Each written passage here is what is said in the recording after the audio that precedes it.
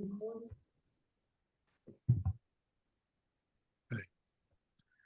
There's Manal's joining.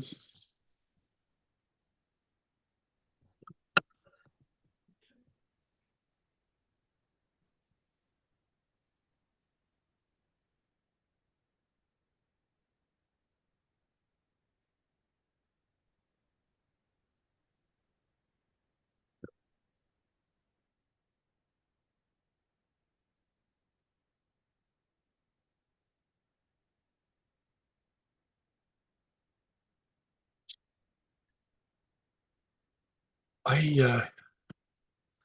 think I might. Hello, Tara. You're on audio. Does it say? Oh, she's still connecting.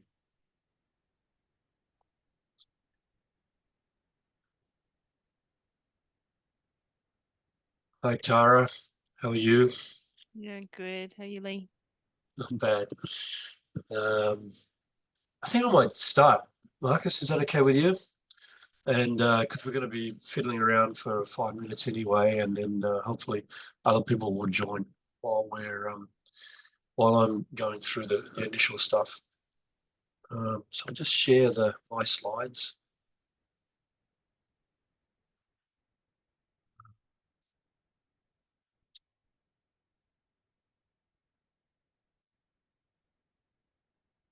Okay.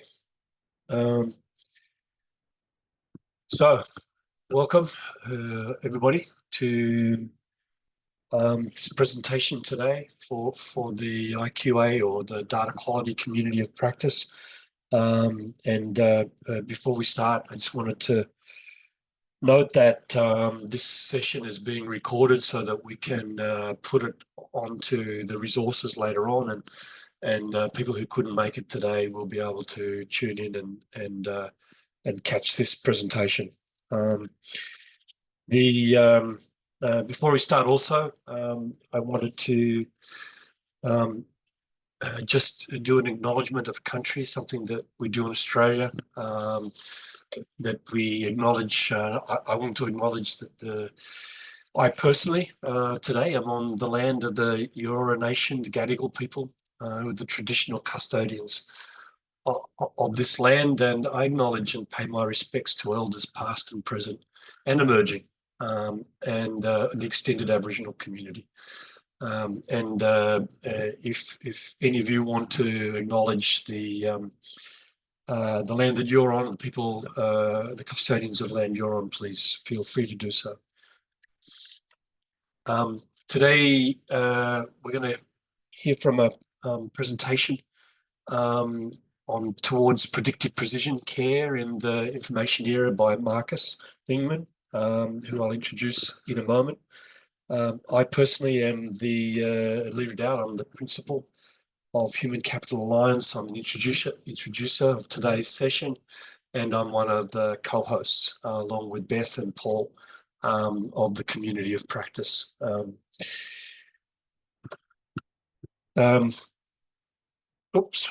So just to introduce Markus, I recently was at a workforce planning conference run by WHO in Denmark, recently, meaning just a month ago.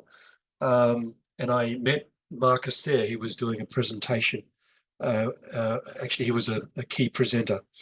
I was immediately intrigued by his presentation, not for the workforce planning stuff, which I, from my own background, should be most interested in, but I just found that what he was presenting and what was happening, the situation in his region, Halland in Sweden, was a very, very sophisticated way of data being used, and to change health service structures and delivery. So after the conference, I reached out to him, and very coyly, hoping that he would, at first just take my call, which he did. We had a long chat, very interesting chat, from which I learned even more. And I asked him to present to this community of practice, and he said yes, very generously. So Markus, here it is today. Markus is a Professor of Medicine at the Department of Information Technology at Halmstad University. He has a clinical background in cardiology and internal medicine, but I don't know, Markus, my guess is that you've spent at least 10, 15 years on the information, health information side of things. He is the main editor and author of a handbook for information-driven care and AI, and was named the AI Swede of the Year in 2020. Markus, I'm going to stop sharing, and perhaps you can share and then take over. Well, thank you, Lee, and thank you so much for inviting me to this community, which I guess I'm kind of part of by now. And Yes. so yeah, I would like to share a few thoughts on what we've been doing in Sweden for the last soon to be 12 to 15 years, actually. So it's part of a long journey, but you will get it summarized here, and also dig into a few of the results to show that it's actually real. So I will share my slides now, and hopefully you will see them at this point. All good. Okay, great. So towards predictive precision care in the information era, that's kind of the scope for today.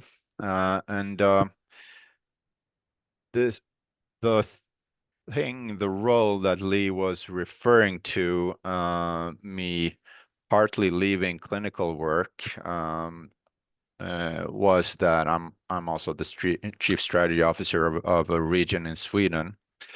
Let's see if I can there. Sweden is a long country. Most people are down south, and we are, of course, as you know, close to Denmark and Norway and the other Nordic countries. But Halland, which is the region where I work, is very down south on the west coast. The regions in Sweden are like small countries. We have our own governments, and we have our own ability to get tax funding from the inhabitants, etc. So we're pretty much like small countries, fairly autonomous.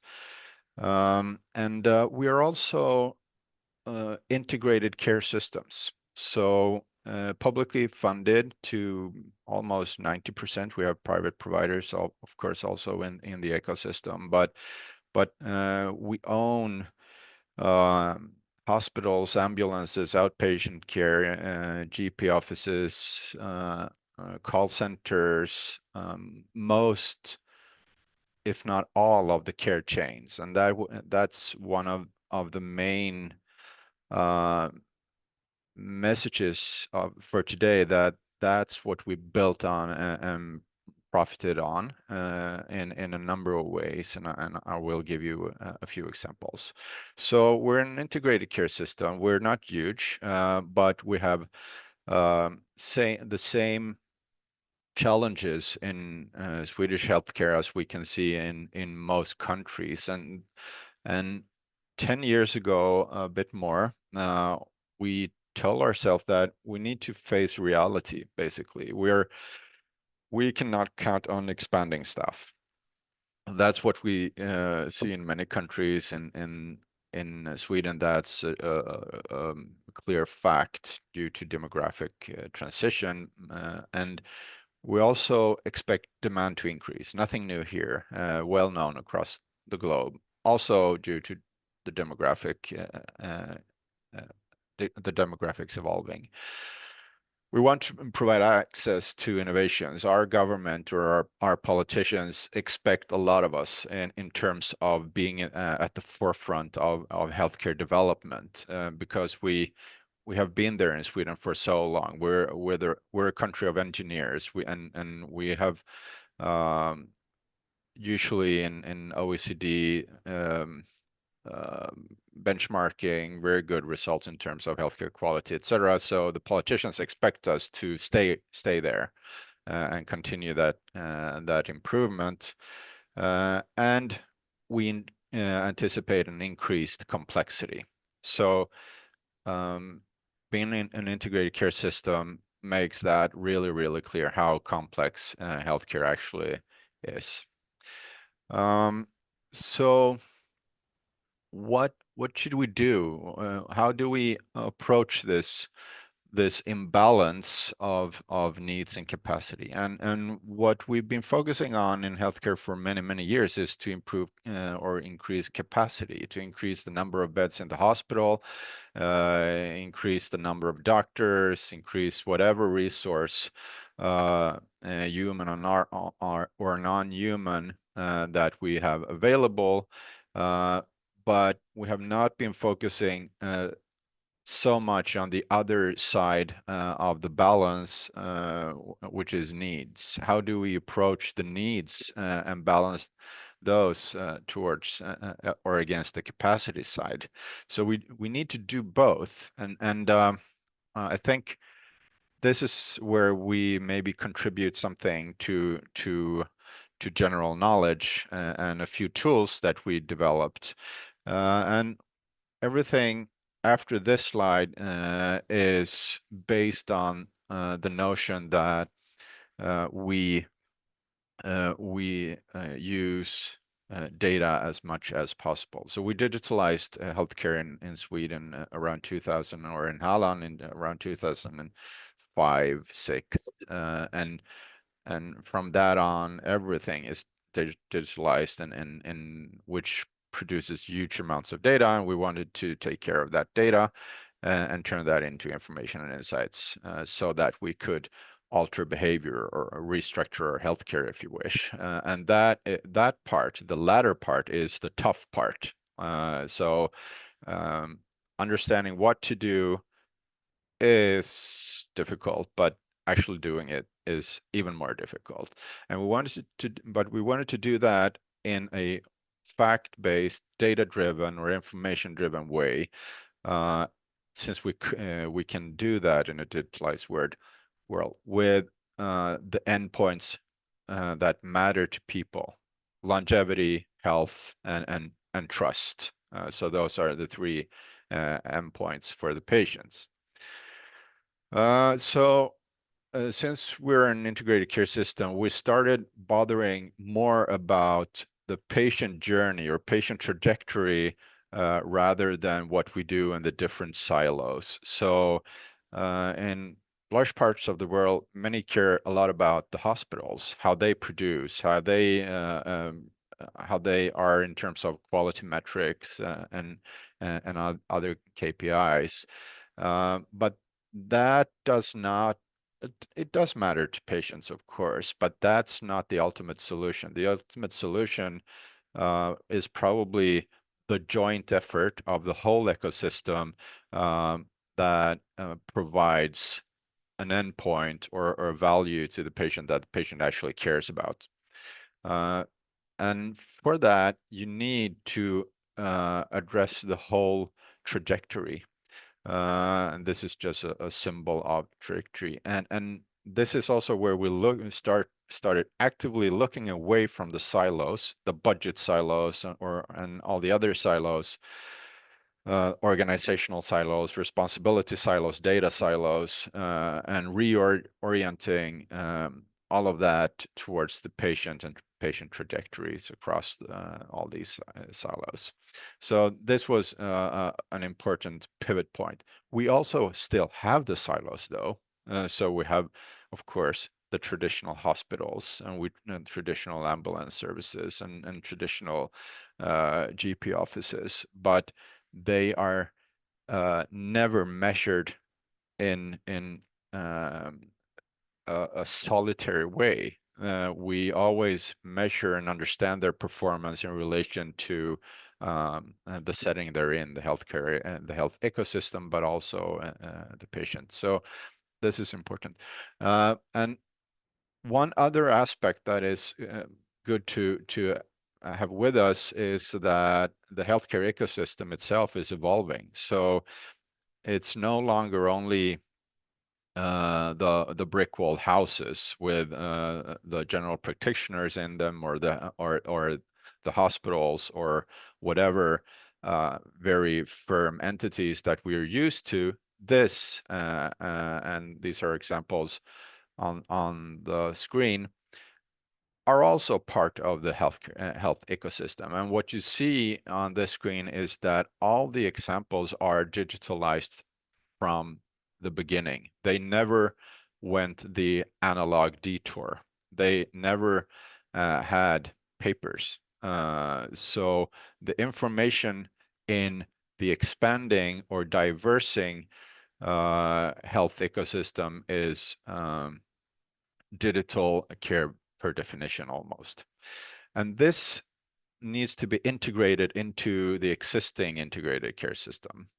This is where the patient is, and information is probably the glue, maybe the only glue that can make this stick together. So avoiding even more fragmenting of the patient's surrounding world. So this is important. And we also aimed at this point, and now this is a fact, to join different types of information or other types of data to create information from. So for example, in Sweden, we're very proud of the quality registries that we have for different patient categories or patient groups, but they're only medical data in there. And for that, you cannot do health economics, for example, and you cannot balance resources like staff with the need or the quality results. So that was the other part of the work we did, to join not only the silos, organizational silos, but also the knowledge domain or subject silos. So in terms of joining data from HR, clinical data, financial data, or whatever kind of data in the same data warehouses, so that we can relate everything to everything else across the whole integrated care system, with the patient in focus. And in practice, we did this by and together I will acknowledge colleagues at Harvard and MIT in Boston helping us in this thinking. What we did was to create a warehouse. This was 2012, where we joined all the data that I just mentioned, the types of data. These are almost 400 softwares, the electronic health record being one of them, exporting data to this warehouse. And then we today, and since many years now, use this data, visualize it, make information from it in a number of dashboards, depending on what the user needs the data for. And those can be senior analysts, but it can also be a clinician wanting to keep track of his or her patients at the specific clinic. But the important information is that it's the same information. It's like we only have one ground truth, if you wish. It's not the truth, but it's as close as we can get in this digital world to the truth, and that's and we only have one of them, and that's the raw data in the same warehouse. So when you come to the table in the meetings, we never let people bring their own data. We always bring the data to the table. They can criticize the data, but it's always the same data, whomever you are, whomever standpoint, whichever standpoint you have. Early on, this was interesting because what happens up front when you start using data or facts as the ground for discussion is that you attack the facts or the ground, that you say that the data are wrong. But gradually we went back and said, well, you say the data are wrong, let's tweak the data, let's correct it then. And gradually people start accepting that, well, okay, the data are there and I have no better data myself, so let's get to the discussion instead of criticizing what we bring to the table. So that's like a cultural, very important step in the evolution. But as you see, there is also something called the sandbox on this slide. And that's kind of a copy of the warehouse. It's the same data, but in the warehouse, that's where we take all the data to governmental reporting and financial reporting, everything. It needs to be fixed and regulated. So we also have the same data in what we call a sandbox. That's where we can play around with it, change, interact, make new correlations, adapt in a very dynamic way. And as you see, there is something quite peculiar a thing in black just on top of it. That's a supercomputer. So that's one of NVIDIA's high-end machines, so that we can do also advanced AI analytics immediately on-prem on the data that we have in the system. So we do that for advanced analytics, but also to do research. And why is this important? Well, we want to do research that is immediately applicable to the real world, so that we close the gap between between research and deployment, or research and acting on the insights. This is traditionally a 10-year journey, and here it's a 10 minutes journey. And importantly, in the warehouse, in the sandbox, as I showed you, data, and this is quite an abstract slide, but I will tell you what's important in it, and that's the data are not connected to the financial department if it's economic data, and the geographic data are not connected to the city planning department, and the clinical data are not connected to like the doctor or the office or anything.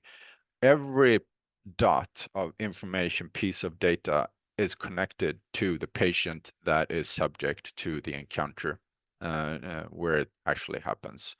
And this is to be able to follow every aspect of what's happening to the patient across the journey of the patient, across the trajectory of a care process along the trajectory in the integrated care system, which makes us able to see if we alter something in one part of the journey and something happens in another part, we can see that how they interact. And something that is a huge problem in fragmented care is that we if you don't have if you run out of money, what you do is to stop doing something that costs money. That does not mean that the need is not there anymore. So the need appears somewhere else in the healthcare system, and often at twice the cost of where it originally could be handled. So, and this is, you cannot see this pattern, this misbehavior that we have in healthcare if you don't see everything at once. And the person paying the price for us not seeing it is the patient. It's always the patient, and it's so clear when you have these trajectories. So this is in Sweden. Don't worry about the text and what it says. It's just one of our overviews of the dashboards that we created. So we can follow everything from every angle that we want, and if we want a new angle, we just create a new angle.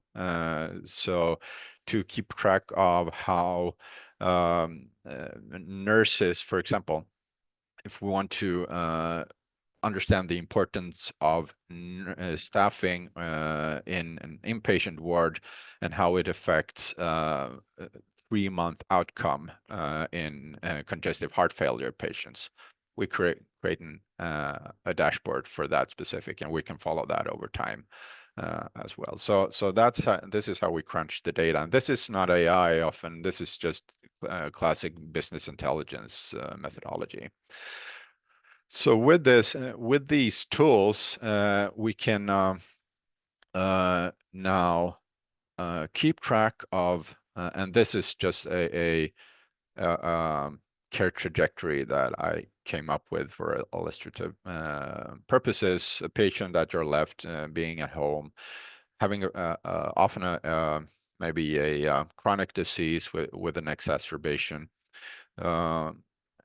calling on the relatives. So the carer maybe calls home care, which says, well, we're not qualified for this, and so you need to get in contact with telecare or call your GP.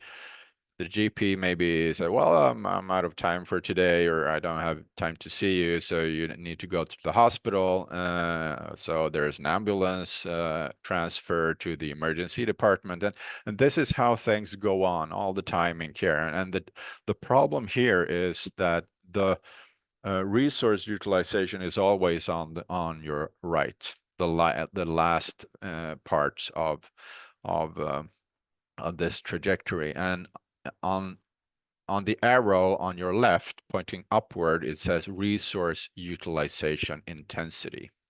So that's a very abstract word, but it's a way of measuring how much effort needs to be put into a certain value created. The very simple thing is blood pressure. So to achieve 140/80, that information, the cost for achieving that in an inpatient bed is like 100 times higher than if the patient herself produced that information. So the aim, what we do today systematically, is to see and calculate where can we break this escalation. Because if we can invest in the right thing on the left side early on in this trajectory, the lever in terms of reduced resource utilization on the right is like times 50. So this is, but you can't do it randomly or just wishing you are doing the right thing. We are calculating how this can be done, and these are in orange and blue on the bottom are just a few examples of what we invested in order to break this escalation, keeping track of the care becoming, in terms of quality, better for the patient, because we don't do things to reduce cost. We do things to reduce cost when the quality of the care for the patient and perceived quality also is improved at the same time. And one of the latter or late addition of our capabilities is to do this not only in terms of care quality and how well or not well the patient fares, or the resources utilized, and the resources again can be monetary resources or just human effort or human working hours or whatever resource we have available. But this, as you see on this screen, is our latest addition of our capabilities, and that's measuring the carbon dioxide footprint of a care chain, so that we can optimize. And the CKD is chronic kidney disease in different stages, and what you see there on row 2, 4, 6, 7, hemodialysis, is where you have your blood cleaned because your kidneys don't do it for you anymore. And as you can see, that's where carbon dioxide is emitted in that care chain for those patients. And that tells us that we can optimize those care chains for the patients in terms of resource utilization, quality and outcome, but also climate impact at the same time, by reducing the need for hemodialysis, because it's a problem for the patient. It's very expensive, and it's a climate danger. So it urges us to work specifically on that research. So as an example, and when we have those insights, like we learn things in a data-driven way, we want to go to, as I showed you earlier, to the next phase. How do we actually act upon those insights? How do we change behavior? Of course, you can do that through organizational changes or rewriting your routines and guidelines or whatever. But those are rarely that impactful in everyday work for among clinicians, because clinicians don't have the time to read adjusted routines or guidelines. So what we have done now is to introduce a nudging system, if you wish. So where the computer, the software, in this case, a software called Alma, works in the background and reads the patient records and the laboratory data and say, well, hey, Mrs. Doctor, you're now with a headache patient and you have this blood sample or blood test available, and you have this radiology, but according to the guideline, you should also have made this test. You might have forgotten because your day was messed up, or you had to get home early because your husband was angry at you or whatever. So here I help you thinking, remembering simple stuff. So it's a way for us to support the staff in achieve cognitive ease, if you wish, to reduce the cognitive workload of our staff, so they can get help in also adopting the new insights from the analysis or medical guidelines, if you wish.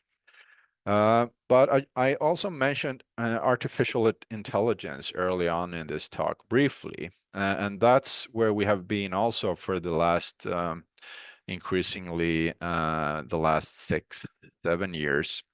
So we prepared the sandbox, the data warehouse, also for advanced analytics, as I told you, the black little machine there on the screen. That was to enable advanced multimodal or multidimensional modeling. Well, that was kind of strange wording again. So let's back one step. We digitalized healthcare early in the 2000s. Then we started using what I sometimes call Excel data. That's structured data. That's histograms and lists of numbers. But that's not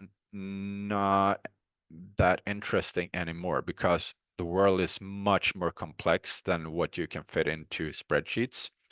So we do more and more advanced analytics where and those models, those tools were built for complexity. They love complexity. That's the whole idea. And one of the example is one complex data is how we talk to each other. there are so many nuances, so many words, so many stumbling on words, so many connecting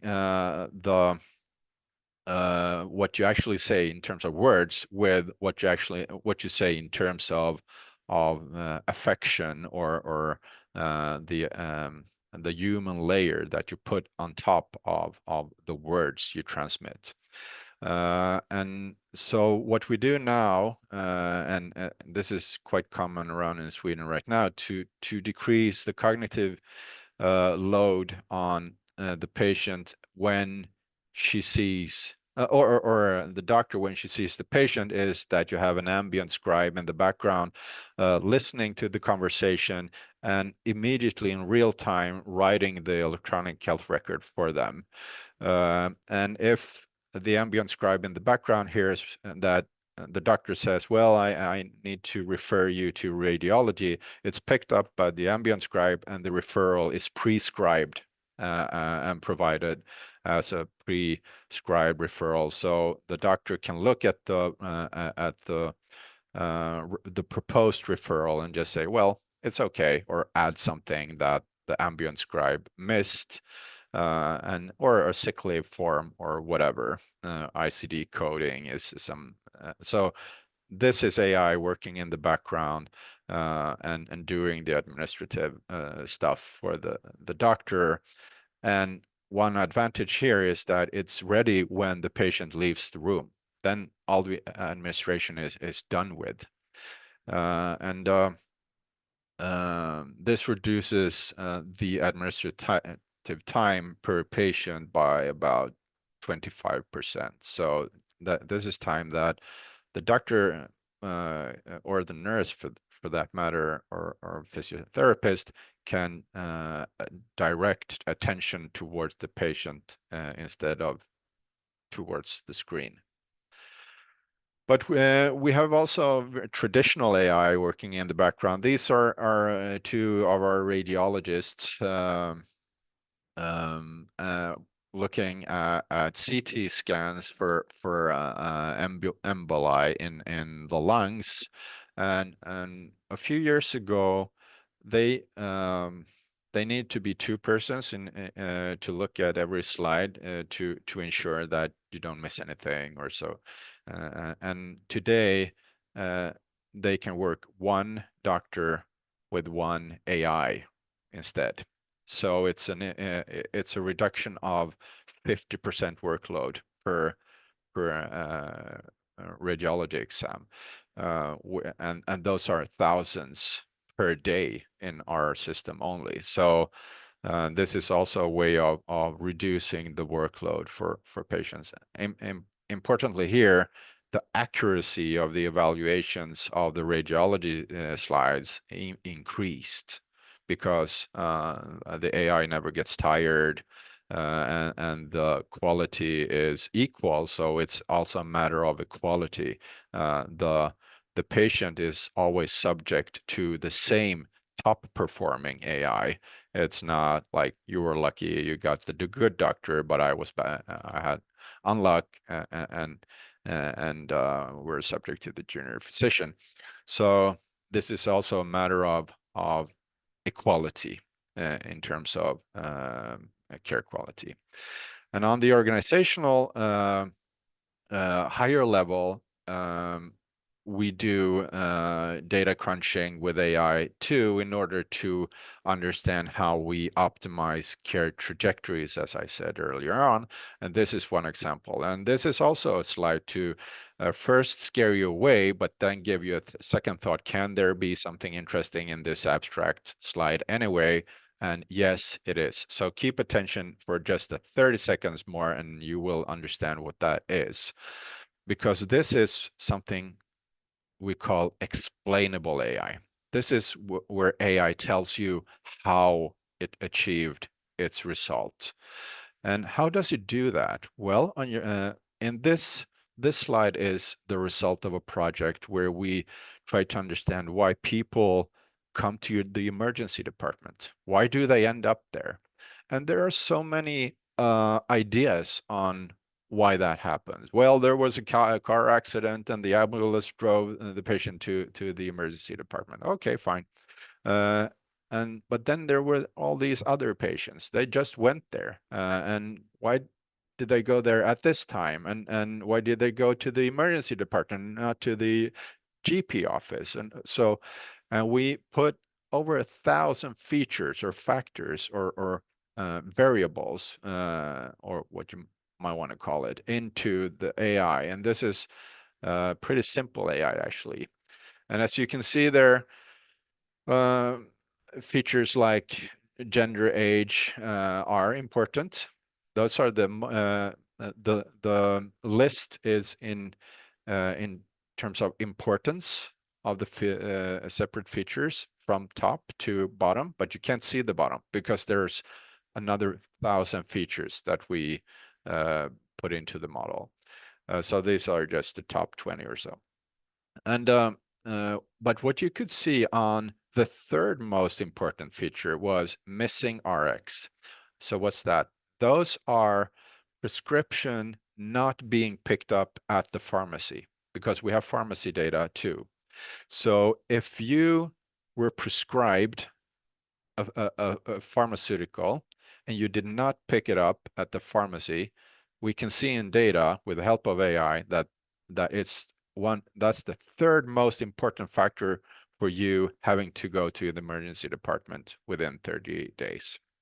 So now we have a data-driven initiative or data-driven way to see what we need to work with in healthcare, help people get their prescriptions maybe, and then we can see, is there a causality in this? Was that the reason, or was it just a correlation? So this is how you can use AI to optimize care trajectories or care chain or efforts, if you wish. And you can also do it on the epidemiological level, where, and this is just another example where we try to understand, can we foresee who will need acute mental care or psychiatric care 1 year later? So we put all the data we had in the warehouse, except for psychiatric data, to see if we on somatic data, like care, healthcare for somatic reasons. Those are headaches, chest pains, or whatever, somatic and not mental.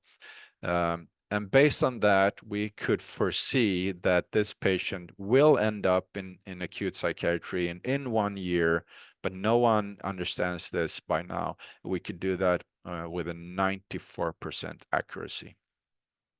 Because the computer could see that, well, it went to the GP office with headache. It was nothing problematic. It was just a normal headache. And then to the emergency department with stomach ache, but we didn't find anything in particular, and the patient went home. But in total, the pattern red flagged the patient as, this is not the body that is aching, it's actually the mind, the psychological situation of the patient.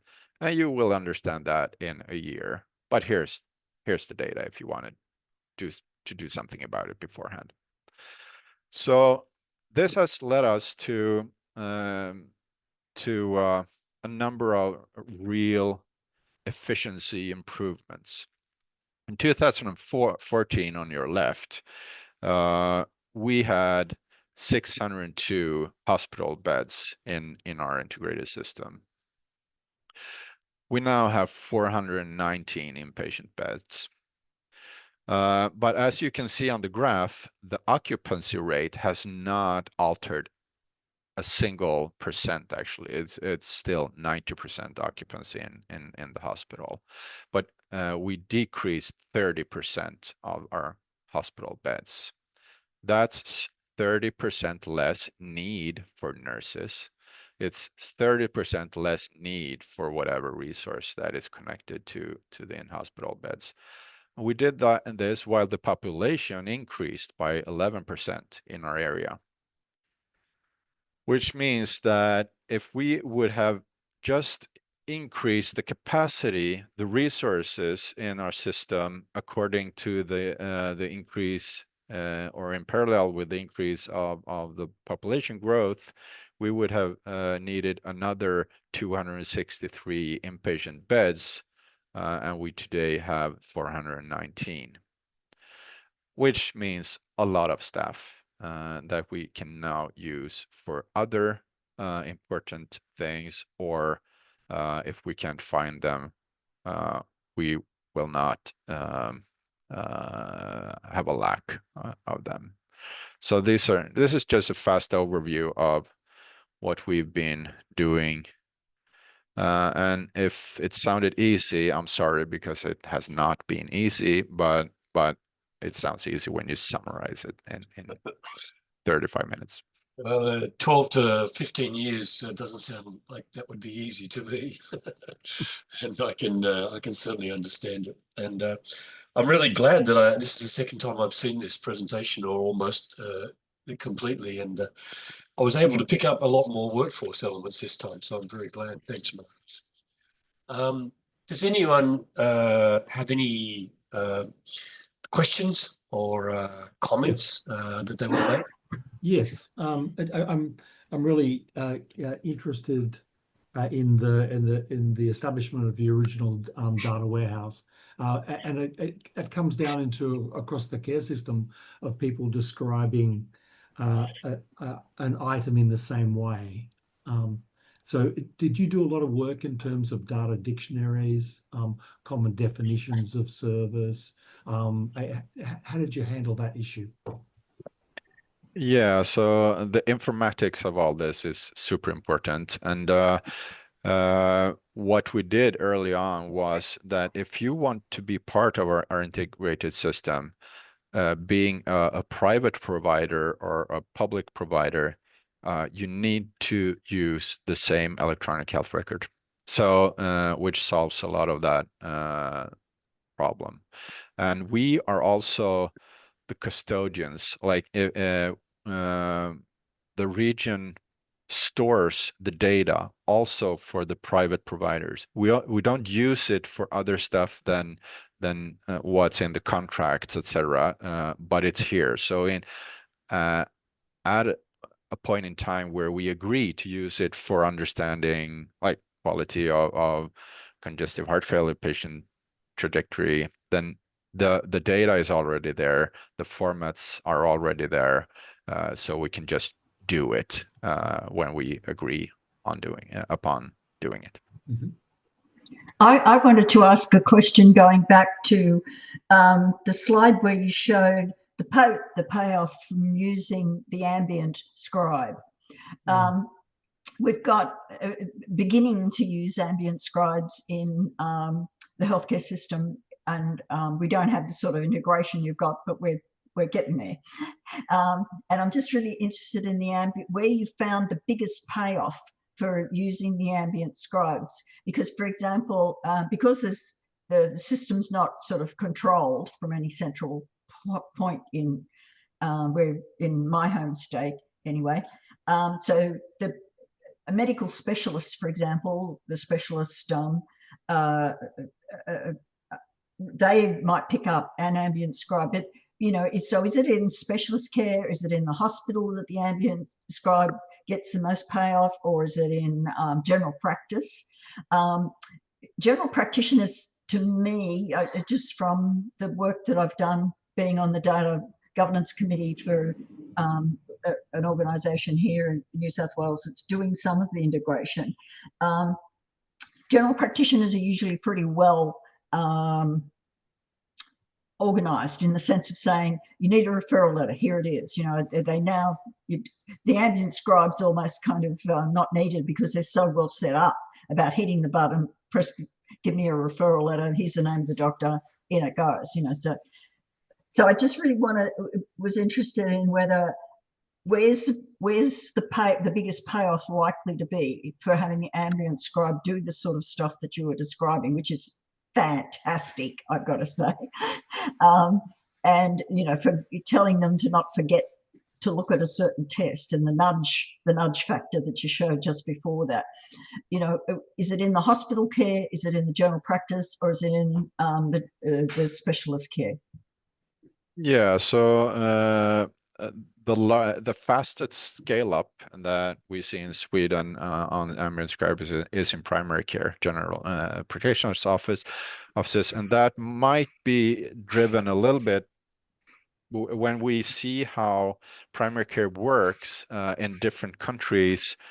It might be a bit better payoff in Swedish primary care than some other primary care, because we general practitioners in Sweden spend a bit more time per patient. They see less patient, but they do more with them per encounter. So the payoff might be a bit larger in primary care in Sweden than, I don't know about Australia, but at least in Germany, where it's quite the opposite. It's very, or India, where it's super, super fast, and they do very, very little with during like 7 minutes of patient interaction, and so we have a bit different situation. So, but that's in Sweden. That's where definitely the largest payoff is.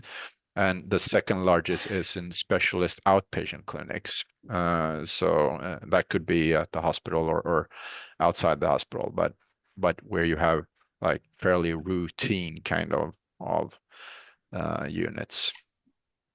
Okay. Just a question around ALMA, I guess, and the predictive algorithms around deteriorating care or care pathways. There's been a lot of regulation here, I guess, is that those algorithms now have to be registered medical devices to a certain standard. How does it work in Sweden? Are those algorithms, because there's many of them, yeah? There's lots of predictive algorithms, but now they have to go through quite a regulatory process. Is that the same in Sweden? Well, sure, and Sweden is part of the EU, so we comply with the EU regulations. But it's important to know exactly what your algorithm is doing, because it's if a clinical decision support that's subject to a certain kind of regulation by the FDA in the US or the medical device regulations in the EU, and I'm sure you have like a corresponding regulation in Australia. But and so those need to be CE marked in Europe.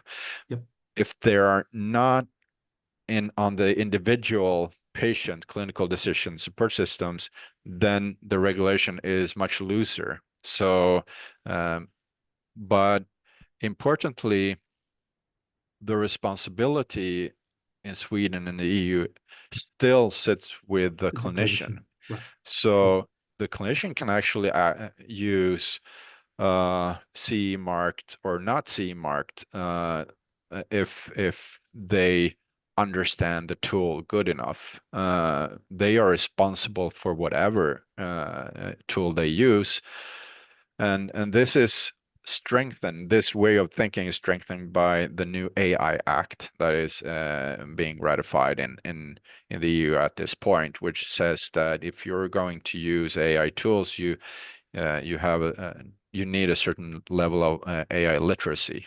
You need to understand bias. You need to understand the problem with in-data heterogeneity and hallucination and whatever problem might be in the AI. So and that's nothing actually new to doctors.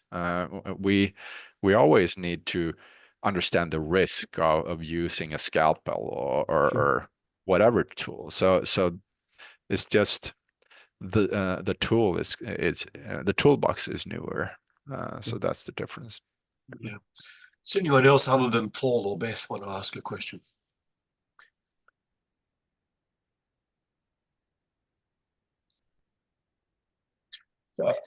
I'm just a little bit nervous that nothing I ask is going to be sensible.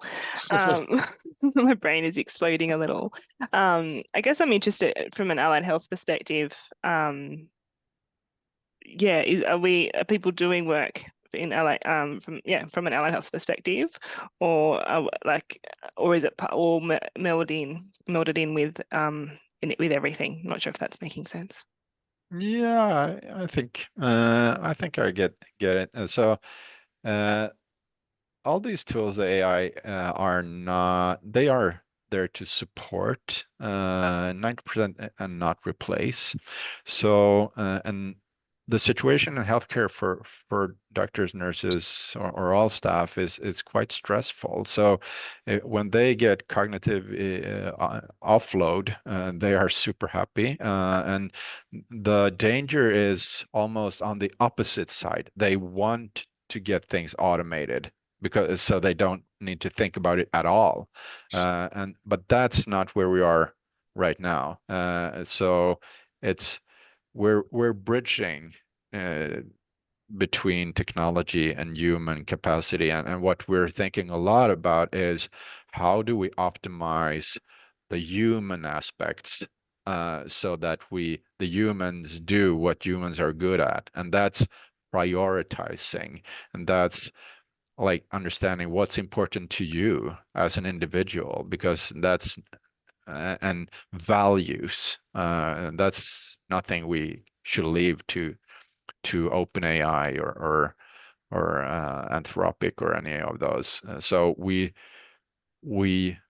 it's important that humans are still at the steering wheel or at the helm, and like making the decisions with the help of those tools. But it's using them for the right thing is super important, and automating clinical decisions is not even allowed in Europe. So there's always a person responsible, a human physical person responsible for what happens, and I don't see that changing in near time, because the lawmakers they don't keep really the pace with the technological development, because eventually we will end up in an ethically complicated situation. That's where the algorithms are better than the doctors for certain tasks, and when you blend in the doctor, the accuracy decreases. And we're seeing that in some radiology tasks and some other tasks already, and lawmakers are not ready for that kind of discourse or conversation yet, but it will need to take place. What's the role of the human, and what's the role of the tools? I'm just going to finish off in a minute, Marcus. I mean, because we're nearly at the time, but if anyone does have any questions that you haven't been able to ask and you would like maybe for Marcus to deal with separately, then put them into the chat area and we'll submit them later on to Marcus, and maybe he can respond to that. I had a very quick question. I hope it's a quick question. It's about integrated care. Here in Australia and many countries where people are struggling with integrated care because of such fragmented systems, it's quite hard to actually get something that looks truly like integrated care. You've kind of approached it by saying, well, it's all integrated, and you've integrated data-wise. You've turned it into an ecosystem in that regard. Has it changed clinicians' behaviour in terms of their capacity to practice integrated care better? Well, the largest and most immediate effect that we saw was that information from all parts of the care chain was made available for the different silos. So the GP could see instantly what was happening at the hospital or in the ambulance or in the and that changes people want to do a good job, and they want to be patient focused. So if you give them the setting, the tools, the opportunity, they will act. That's our experience too, and they will act accordingly because they want to do a good job patient-centered, individual, and precise, and predictable and predictive. Like, so it's just providing the playground, the right playground, and things will happen. That's brilliant. You said the other day, you said if there was one thing that you wanted people to get out of this, it was X, and you said that. Maybe you should finish off with that now. What's the one thing that you would like people to take away?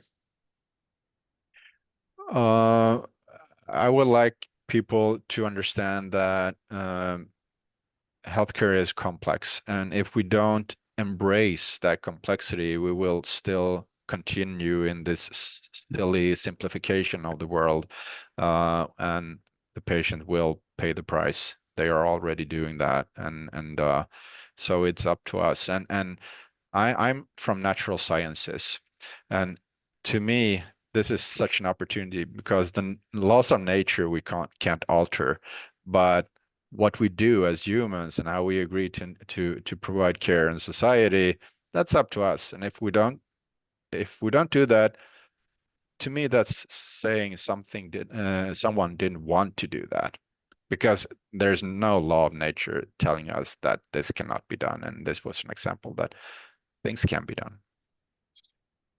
Once again, thank you, Markus, for agreeing to present today. I only wish that more people had been present, because even on the second go, I've thoroughly enjoyed it. I've learned even more than from the first time round. So I thank you so much for that. And maybe you can become a member of our community now, and not just an honorary one, but a real one. And we certainly hope that we can keep in touch one way or another anyway. And thank you for your time today.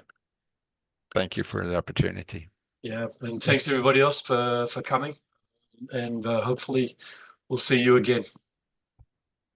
Have a great weekend. Thanks, guys. You too. See you later. Bye.